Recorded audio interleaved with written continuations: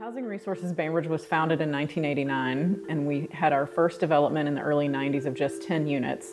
Our portfolio today is 164 units, and over the next 5 years, we're going to add about 60 more, so that'll bring us up to 225 units or so. We're really excited to be able to add more units of housing to our portfolio, which really is the portfolio for the whole island. HRB is a community land trust, and our purpose is to remove land and housing from the speculative market and keep it affordable in perpetuity for the entire community. Ferncliff Village is an important neighborhood today. Back when we started building that in 2010, there was some pushback from some parts of the community. It's really difficult to see change happen.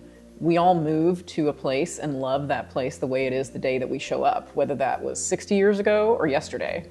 With change often comes good.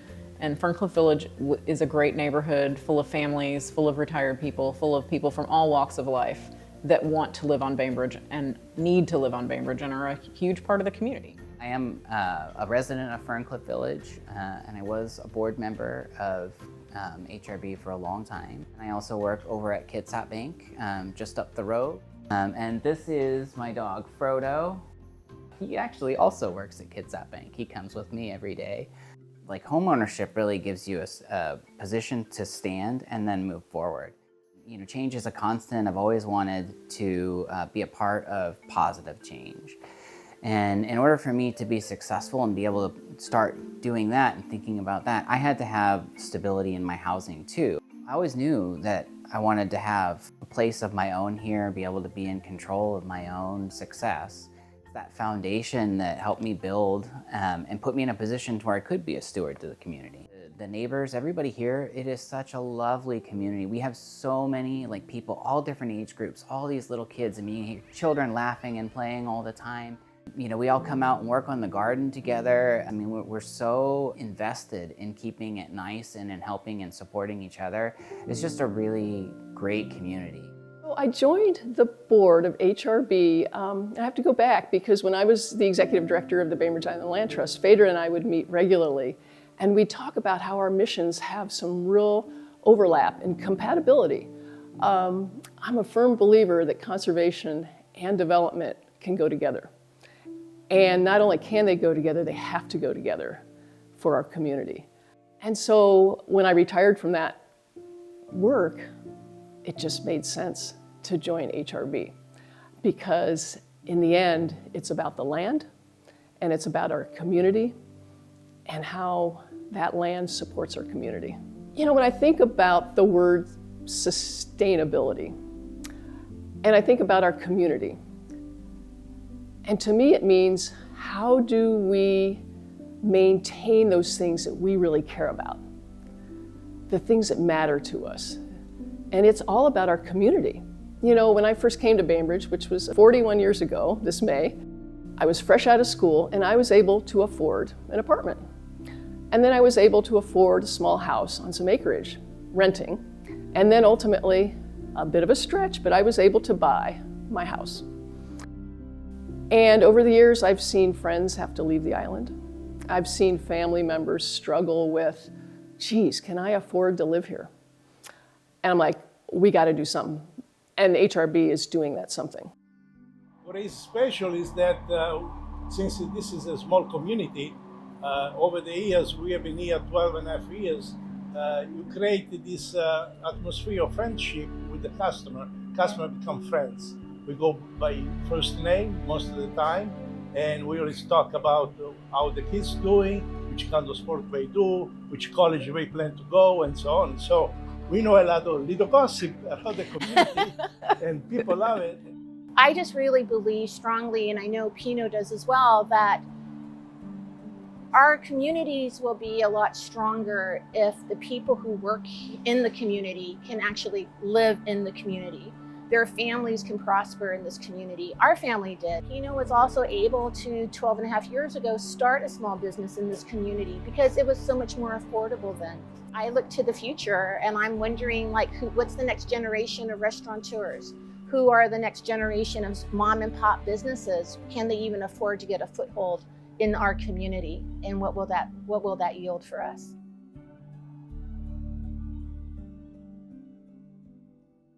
So in 2019, Housing Kitsap announced that it was going to sell its 550 Madison property, and the community was set to lose 13 affordable homes. HRB and Blue North Property Development decided to partner on a new development, which would be 80 total units, 67 of which would be market rate. So Blue North Property Development then sold its 13 affordable units to HRB at its cost to build. And today, we're proud to say that the community now has 13 permanently affordable homes.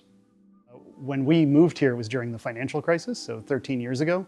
The house which we sold in 2019 doubled in price, and it's only gone up from there. We would not have moved to this island if we were moving here now. And that's us. We're relatively fortunate. Friends, families, neighbors, people who work at the local businesses, either they've already been priced out and they've had to move away, or if they aged out, they own a property and are lucky enough, that opportunity is not available to the next generation of someone like them. So when I saw Housing Resources Bainbridge as a way to impact affordable housing in our community, they're already doing it. They have results and they have a really clear value proposition. I donated money to Housing Resources Bainbridge, and within 4 years, here we are, and there's a brand new affordable housing unit that's not just available for a family now, but also in perpetuity in an affordable way, and that's just amazing. After visiting in 2000, my family moved out here. We just fell in love with the area. 2003, my husband and I separated, and I was volunteering at Helpline House when I learned about HRB. HRB gave our family the stability to stay in the island, for my children to stay in school. They all graduate from Bainbridge High, and I was able to focus on opening up a business on Bainbridge Island.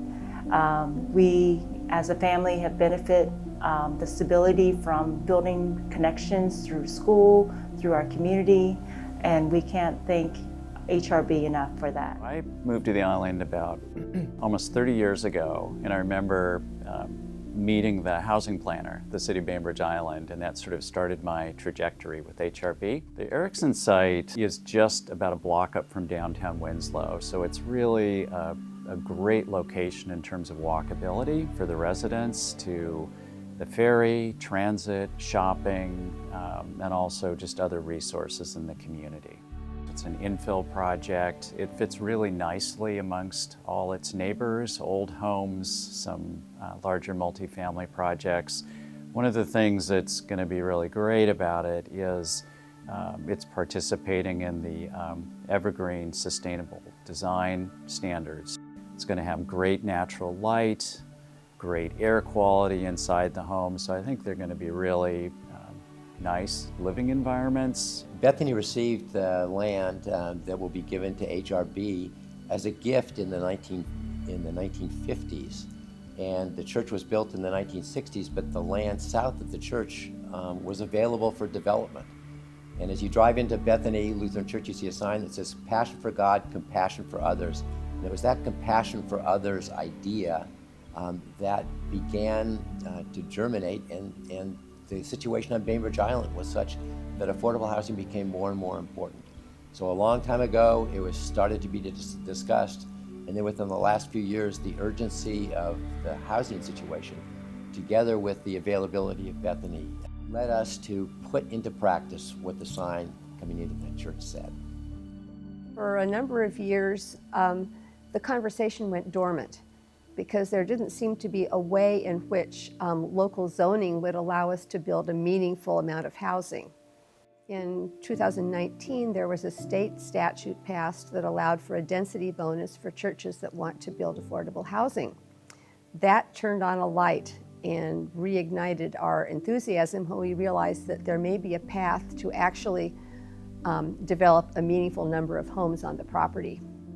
That's what makes a difference in our community is all the different people that live here and all the ways they contribute to the very fabric of our community. And without them, we start to unravel.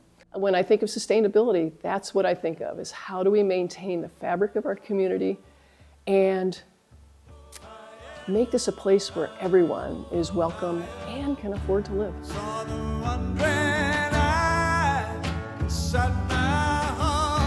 Shouts and banner cries.